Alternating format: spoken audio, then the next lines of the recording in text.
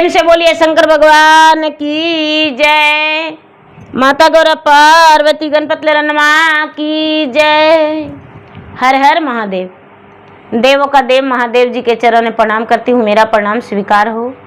माता गौरी पार्वती के चरण में प्रणाम करती हूँ, मेरा प्रणाम स्वीकार हो। सब गुरु भैया बहना के चरण में प्रणाम करती हूँ, मेरा प्रणाम स्वीकार हो।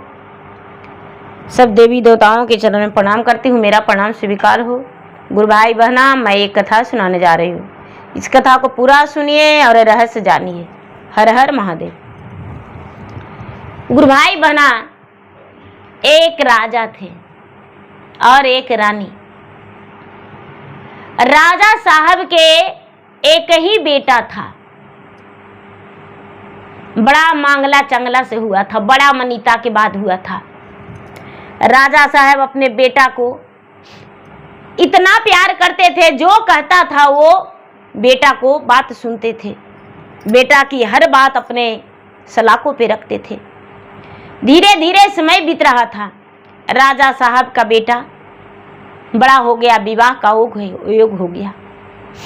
जब विवाह का योग हो गया गुरु भाई बहना, तो राजा साहब अपने बेटा के ब्याह के लिए इधर उधर बात को फैला दिए। जब बेटा का ब्याह हुआ तो ब्याह तय हो गया, बेटा का ब्याह हो गया, दुल्हन आ गई। सुहाग रात में जब बहू रानी और राजा साहब का बेटा राजकुमार दोनों गया, तो बेचारी जो दुल्हन थी पलंग पे बैठी और राजकुमार पलंग से पांव नीचे खींच लिया। पलंग से पांव नीचे खींच लिया दीदी, और नीचे खींच के और कमरा से बाहर हो गया। पता नहीं मन में उसको क्या लगा, कैसा लगा, कमरा से बाहर हो गया। और सवेरा होने पर 4 कुत्ते एक मरे हुए लाश को चीर फाड़ के खा रहा था। जब चीर फाड़ के खा रहा था, एकदम राजा के दरवाजे पर राजा साहब सुबह निकले अपने राजमहल से, तो देखते हैं कि मेरे दरवाजे पे एक शादी का जोड़े में सुंदर नौजवान मरा पड़ा है और 4 कुत्ता उसे चीर चीर के खा रहा है। उसे हाथ पांव में समझ में नहीं आ रहा था किस किसका है। चेहरा तो बिल्कुल दिख नहीं रहा था कि ये किसका है, समझ में नहीं आ रहा था। गुरु भाई बहना, राजा साहब अपने बेटे को पुकारे तो बेटा घर में नहीं था। राजकुमारी कहती है कि पिताजी मैं क्या बताऊं, वो तो पलंग पे जब मैं बैठा तो खींच लिए पांव और उसके बाद कहां गए मुझे पता ही नहीं। राजा के घर में पूरे सन्नाटा छा गया। अब उनका घर में सारी खुशियां मातम में बदल गया। जो दुल्हन थी वो बाहर देखकर कहती है कि नहीं, ये मेरा पति नहीं है, ये मेरा पति नहीं है। लेकिन जो माँ थी राजकुमार के, वो अपने बहू को गाल पे तमाचा देते हुए कहती है कि ना बही महीना बहुआ पेटा, बा मेरा खाली अरे पेटा, बा मेरा खाली हो, जन्मा दिया ते अतो अंग टूट लएरा। बाती सो बाबुआ के दूधा, बापिया बाली अरे दूधा, बापिला बाली हो, रगड़ी रागड़ी तेल लगावली राम। हासिए बिहासी बाबू के सूरा, तानिहारा ली अरे सूरा, तानिहाराली हो, अखिया से चूका नहीं हो ये राम। कौने दुश्मनिया बहुआ हमारा से रहलो अरे हमारा से रहलो बोर बेटा तू मरवा दिले राम। केतना कसैया बहुआ केतना निरदैया रे केतना निरदैया हो। केतना चंडालिन बहुरिया रहलुए राम। आपने से फोरला बहुआ हाथे शंका चूड़िया रे हाथे शंका चूड़िया हो। अपने से मिटला मांग के सिंदूर वे राम। एक गुरु भैया एक गुरु बहना जो राजकुमार की माँ है अपना बहू के गाल पे तमाचा दे के कहती है कि अरे मुझे तो पागल बना रही हो, ये मेरा बेटा है, ये मेरा बेटा है, कोई और नहीं। किस दिन का दुश्मनी मुझसे निकाली हो जो मेरा बेटा के मरवा दी कटवा दी। और कहती हो कि पलंग से लात खींच लिए, नहीं नहीं तुम मरवा दी हो मेरे बेटा को, हम कभी तुम्हें माफ नहीं करेंगे। एक गुरु भैया एक गुरु बहना बेचारी बहू रानी तो कुछ भी नहीं जानती थी, वो निर्दोष थी। वो कहती है अपने हाथ जोड़ के कि माँ जी इतना बड़ा कलेम मत लगाइए, आपका बेटा थे तो मेरा पति है, आपका बेटा है, मेरा जीवन साथी है, मैं उनके साथ साथ फेरा लिया था माँ। लेकिन रानी मानने को तैयार नहीं। गुरु भाई बहना राजा के बेटा जो था उनके नाम पे उनका अग्नि संस्कार कर दिया गया। बहू रानी का मांग का सिंदूर धुला गया, हाथ का शंका चूड़ी फूट गया, सफेद साड़ी पहना दिया गया और राजमहल के अंदर से निकाल दिया गया। पहले का जमाने में लोग कहते थे कि जिंदे पत्नी को भी जला दिया जाता था, लेकिन राजा का इलाव नहीं था कि नहीं मेरे पति वही सती होती है जो सती के लायक होती है, ए पति नहीं पत्नी नहीं, ये तो कलंकनी है, अपना बेटा के साथ इसे नहीं हम सती होने देंगे। एक गुरु भाई बहना राजा साहब एक झोपड़ी लगवा दिए गांव अपने घर से थोड़ी दूर हट के, और एक सुंदर सा झोपड़ी लगवा दिए और उसी झोपड़ी में अपने बहू रानी को निकाल के और पहुंचवा दिए। राजा साहब उसी झोपड़ी में दाल चावल जो भी उनका खर्चा होता था भिजवा दिए, कपड़ा जो भी उनका चाहिए जरूरत की सामान सब कुछ भिजवा दिए। अब जो बहू रानी है उसके मायके वाले भी बोले कि बेटी अपना मायके चलो, इतना बड़ा कलंक लेके ससुराल में रह के क्या करोगी। लेकिन बहू रानी मानने को तैयार नहीं, कहती है कि मैं सुहागन हूं, मैं विधवा नहीं हूं। सारा लोग मुझे विधवा कहते हैं लेकिन मैं विधवा नहीं हूं, मेरे पति आएंगे, मेरे पास आएंगे। क्या होता है गुरु भैया, धीरे धीरे धीरे धीरे धीरे धीरे 12 बरस बीत गया।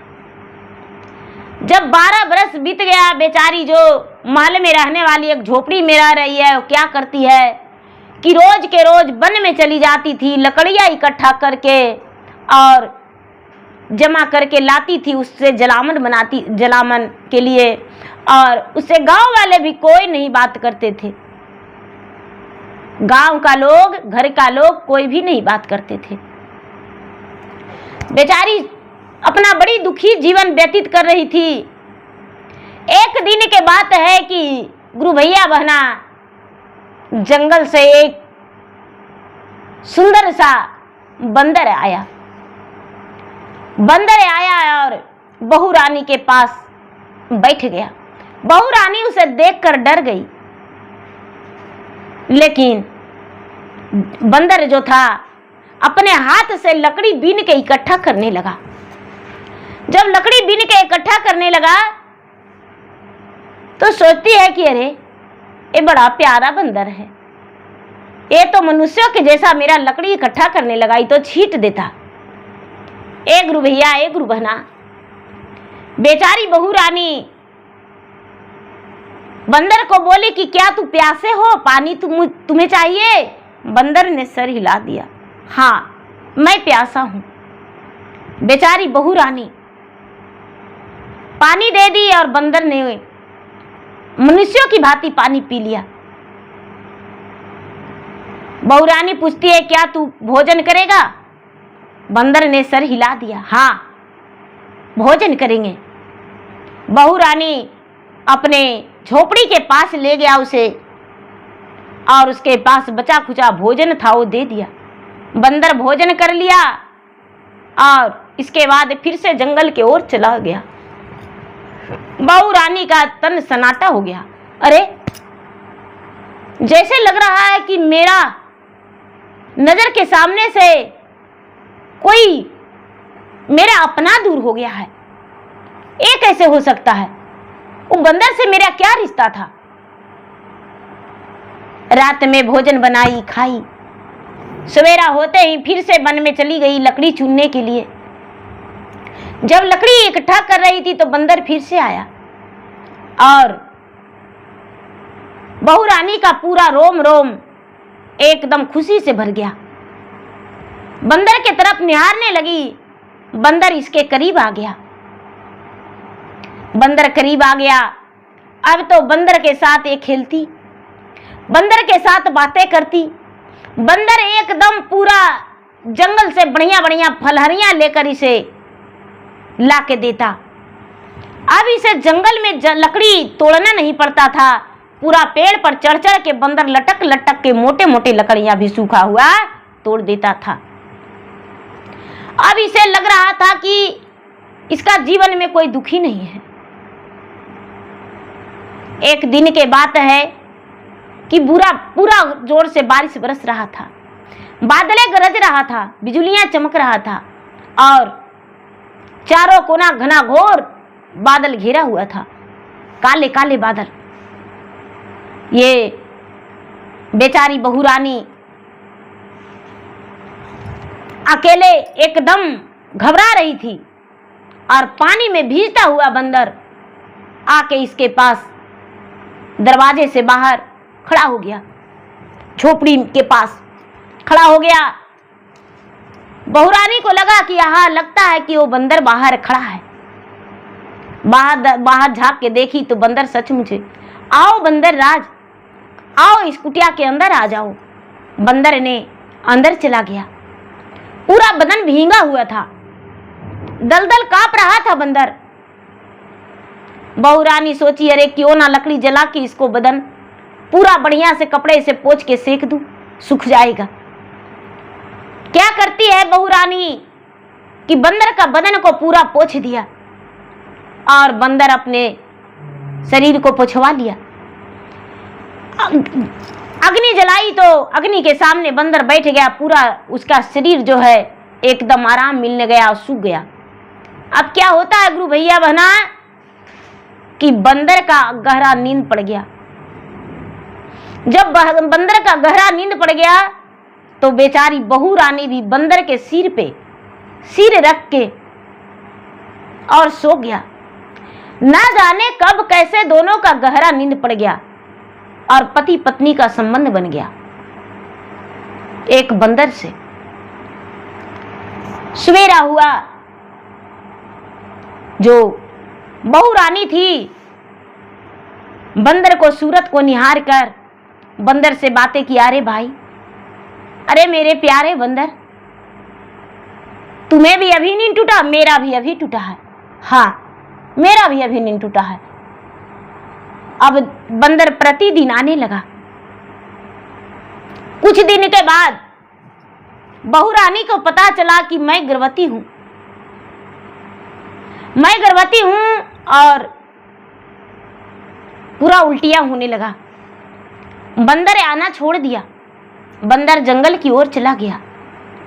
गांव का लोग जो थे सब कोई कहने लगे कि राजा साहब की जो बहू रानी है वो मुंह काली कर ली है। राजा और राजा की पत्नी राज रानी दोनों उसके पास गए। अरे कलंकनी, तू 12 बरस यहाँ पर बिता ली, इस झोपड़ी में अब मुंह काला कर ली हो। कहती है नहीं, मैं किसी से कोई गलत संबंध नहीं बनाया हूं। गांव नगर में किसी से ढिलवारा पिटवा के पूछ लीजिए, मैं कोई गलत संबंध नहीं बनाया हूं। लेकिन हाँ, मुझसे गलती हुई है कि एक दिन मेरे साथ बंदर रहा था और ना जाने वो बंदर मेरे साथ क्या किया। मेरा तो नींद पड़ा हुआ था और उसके बाद बंदर मेरे पास नहीं आ रहा है। एक गुरु भैया, एक गुरु बहना, अब क्या होता है, सारे लोग पंचायत लगाए और कहने लगे कि इसे मार मार के ईंट पत्थर से गांव से बाहर निकाल दीजिए। मार मार के ईंट पत्थर से और गांव से इसे बाहर निकाल दीजिए। सारे लोग का यही बात बना और ईंट और पत्थर चलाने लगे बहू रानी पे। बहू रानी जो थी रोज रोज भगवान भोलेनाथ के जल चढ़ाती थी और हाथ जोड़ के भगवान से ही कहती थी कि हे भगवान, मेरा पति को वापस लौटा दो। नहीं, हम आपसे सोना चांदी रुपया पैसा धन दौलत कुछ नहीं मांगते हैं, मेरा पति को वापस लौटा दो। आखिर मेरे पति कहाँ गए मुझे नहीं पता, लेकिन मेरा पति को वापस लौटा दो। रोज यही कहती थी भगवान से। धीरे धीरे समय व्यतीत हो रहा था। जब ईंट और पत्थर चलने लगा तो इसे याद आया कि रे, क्यों ना एक बार मैं उस बंदर को याद करूं। मन ही मन बड़ा प्रेम से याद करती है कि जेहि दीना भइले रामा औ हमरो के ब्याहवाजी, अरे हमारा के लागल अच्छा रंग जी, कहाँ में गइल रामा आ हमारा के छोड़िए जी।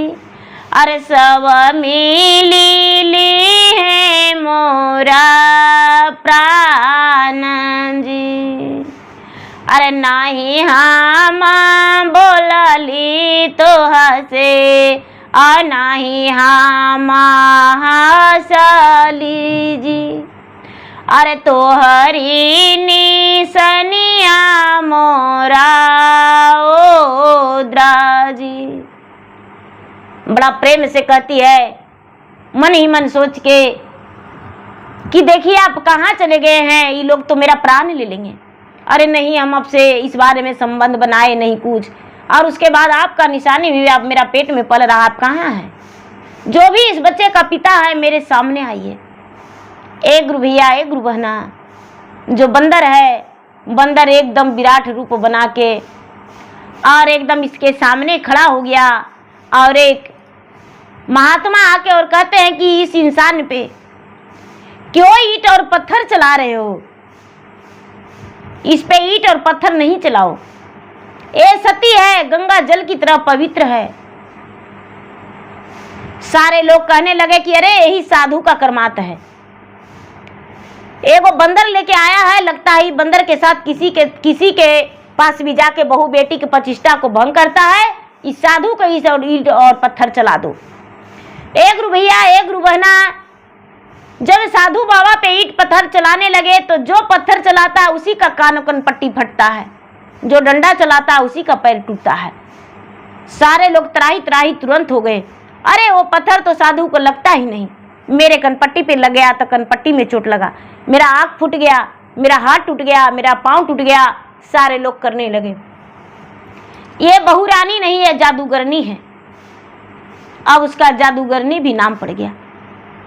डायन है, जादूगरनी है। बड़ी तरह तरह के लोग करने लगे, अपना प्राण बचा के चलो। सब लोग वहाँ से उसको छोड़ दिए। अब राजा साहब उसको खर्चा पानी भी देना बंद कर दिए। राजा को कहा गया कि राजा साहब, आप अपने बहू रानी अब नहीं उसे कलंकनी बोलिए, अब खर्चा पानी मत दीजिए।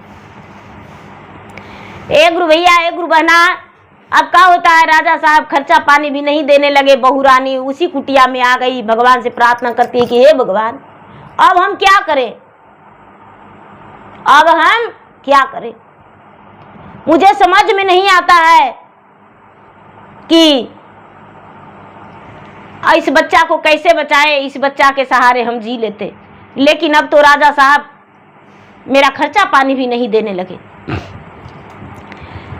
बेचारी जब सोचने लगी तो बंदर फिर से, छोटा बंदर जैसे आता था उसी तरह आके और बहू रानी को कहता है कि सुनो, इस बच्चा को तुम्हें बचाना होगा, रक्षा करना होगा अपने दम पे, तब इंसाफ मिलेगा, और नहीं तो इंसाफ नहीं मिलेगा।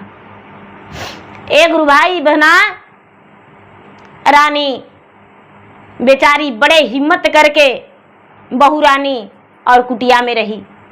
बंदर को बोली कि भाई आप तो मेरे साथ रहिए, तो नहीं, हम आपके साथ नहीं रहेंगे। बंदर वन में चला गया।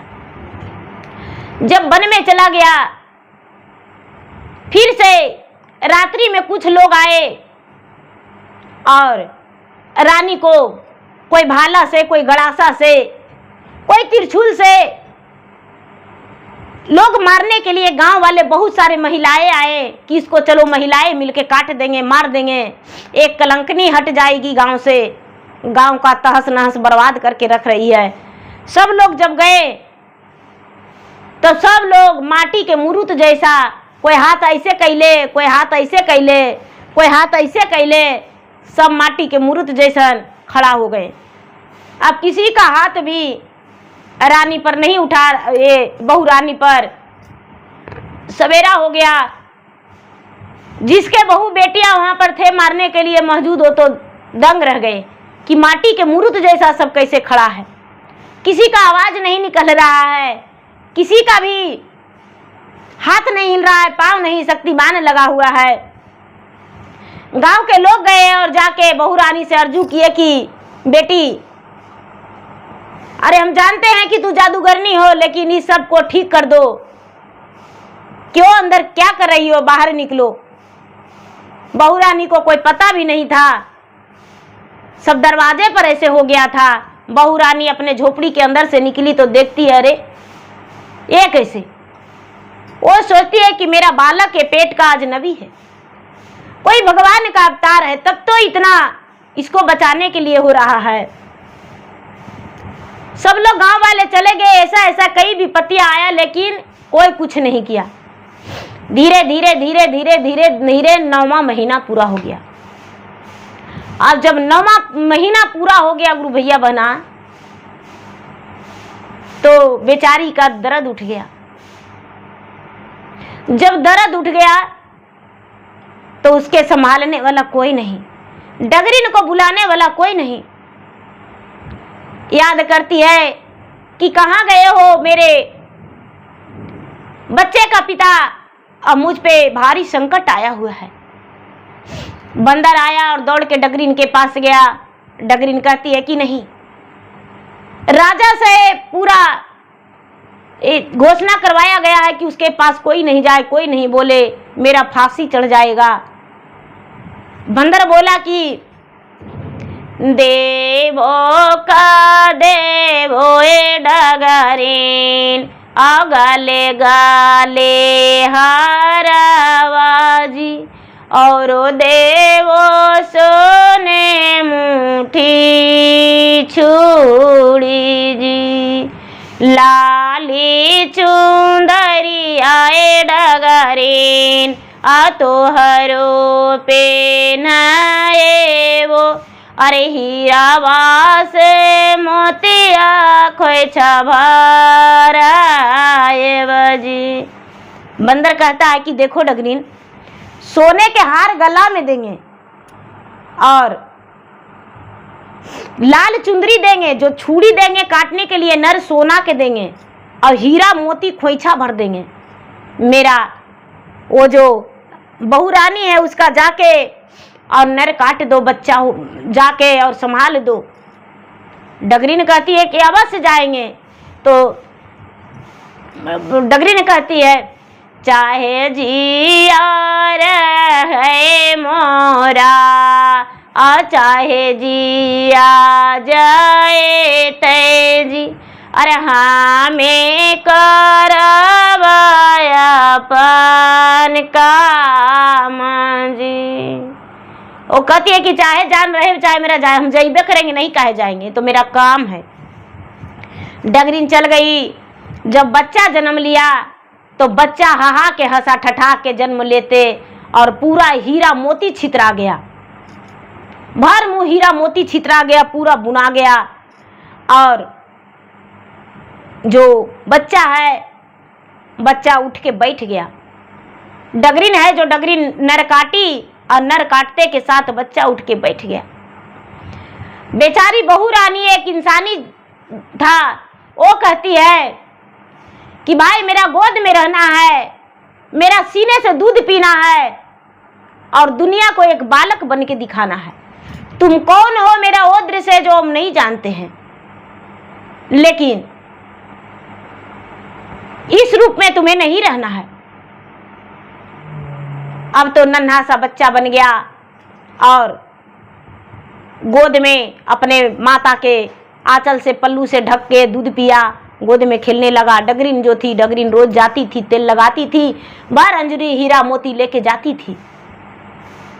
धीरे धीरे धीरे धीरे धीरे धीरे छठी का दिन आ गया। जब छठी का दिन आ गया तो जो बंदर है, बंदर पूरे नगर का लोग का कहती है कि भैया वो जो राजा की बहू रानी है उसका बेटा का छठियार है। सारा लोग कहते हैं उकलंकनिया के बेटा के छठियार में कौन जाएगा, पता नहीं किसका जन्मा हुआ है, किसका पाप है और उसका बेटा के छठियार खाई कौन जाएगा। राजा के पास बंदर गया और राजा से बोला, ये राजा साहब आपका पोता का छठियार है, 12 दिन हो गया है, छठियार नहीं करवाएंगे।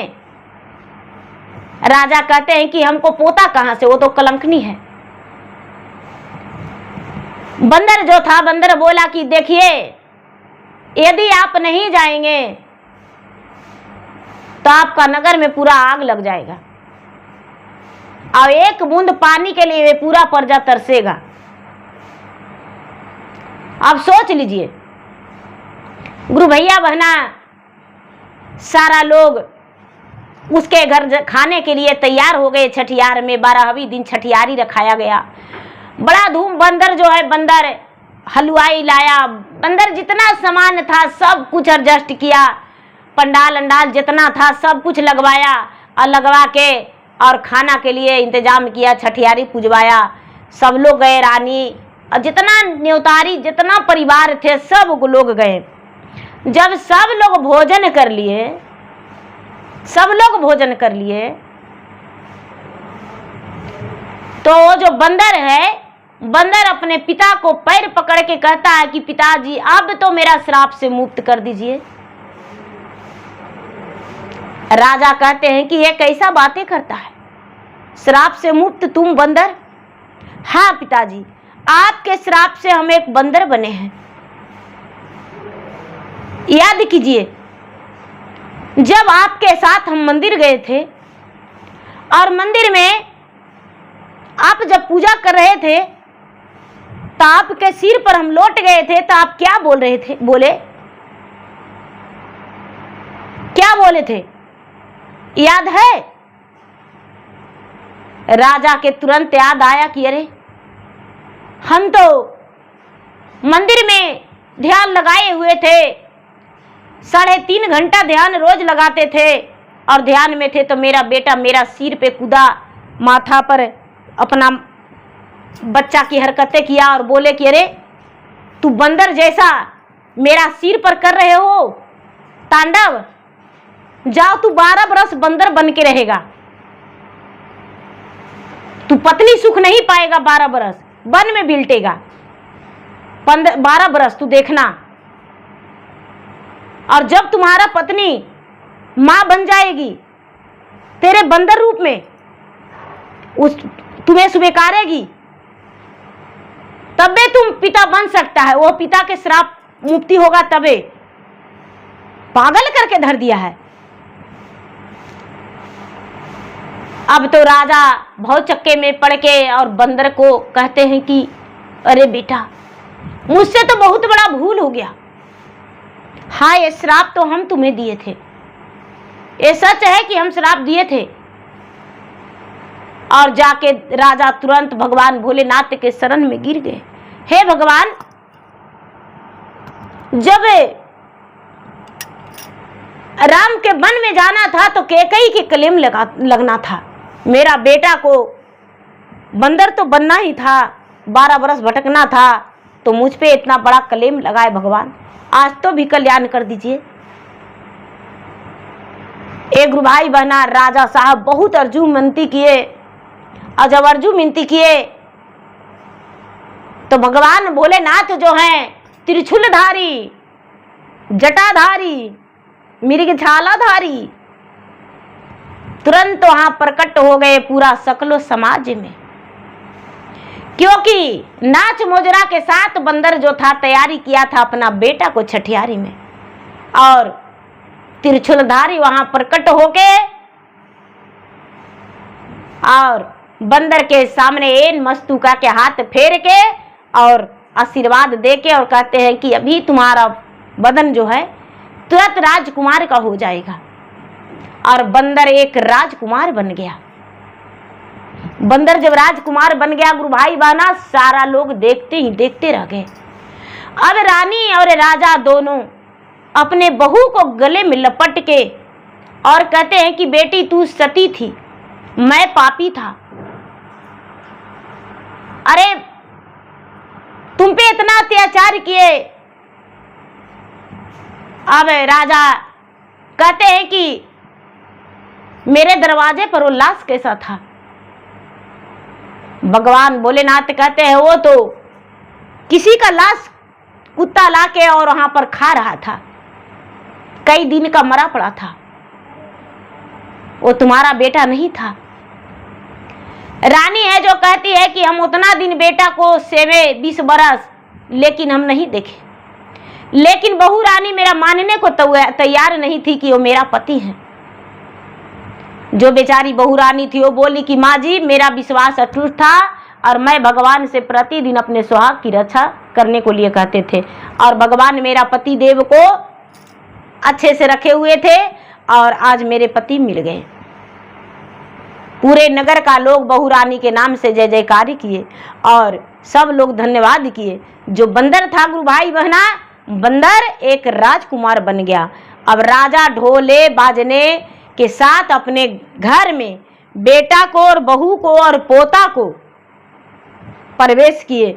सब बड़ी प्रेम से बोले शंकर भगवान की जय, हर हर महादेव, पूरा कस के जयकारी करते हुए और बहू रानी को घर ले गए और अर्छन परछन रानी फिर से की और राजा भगवान के नाम के आंगन में पूजा रखवाए और चर्चा धूमधाम से किए। सब लोग चर्चा में जुटे और जो बेचारी बहू रानी थी अपने हाथों से पूरे लोग को प्रसादी बांटी और चर्चा में सबको जुड़ने को लिए बोली कि देखिए भगवान जो हैं दूर नहीं है, भगवान हम दूर किए हैं, भगवान मुझे दूर नहीं किए हैं। तो देखिए गुरु भाई बहना, पहला सूत्र में दया मांगना, दूसरा में चर्चा करना, तीसरा में 108 बार नमः शिवाय नमः शिवाय नमः शिवाय जाप करके शिव गुरु को प्रणाम करना, यही गुणगान करना है। देखिए दीदी, चल जाएगा प्राण एक दिन, आंख मुना जाएगा, मुट्ठी जो है हाथ पसार देंगे, पूरा पाँव लकड़ी किस तरह हो जाएगा, अग्नि में लोग जला देंगे और कुछ नहीं यहाँ बचेगा। लेकिन भगवान का यादें सिर्फ आपके मन में साथ जाएगा, भगवान का जाप साथ जाएगा। धन दौलत बेटा पुतो दुनिया संसार सब ही रह जाएगा, किसी का मौत समय से, किसी का कुछ समय से, लेकिन कोई नहीं कुछ लेकर जाता है दीदी। राजा से रंक कोई नहीं कुछ लेकर जाता है। जो तन पे गहना भी रहता है वो लोग कहता है कि अरे तनी भरगर है, इसको भी उतार दो, अरे थोड़ा सा काट के मुंह में दे दो, लेकिन वो क्या मुंह वाला साथे जाता है दीदी? नहीं साथे जाता है। वो भी शमशान घाट में डोम चाल के चलनी से निकाल लेता है सोना के और छैये बन जाता है देहिया। इसलिए भगवान के नाम जपिए दीदी, और कुछ तो भगवान से के नाम जप के पुण्य कमाइए। तो देखिए गुरु भाई बहना, मेरा कहानी यदि आपको अच्छा लगता है तो मेरा कहानी का लाइक करिए, शेयर करिए, और चैनल पर यदि नए हैं तो चैनल का सब्सक्राइब कर दीजिए। धन्यवाद। हर हर महादेव, घर घर महादेव।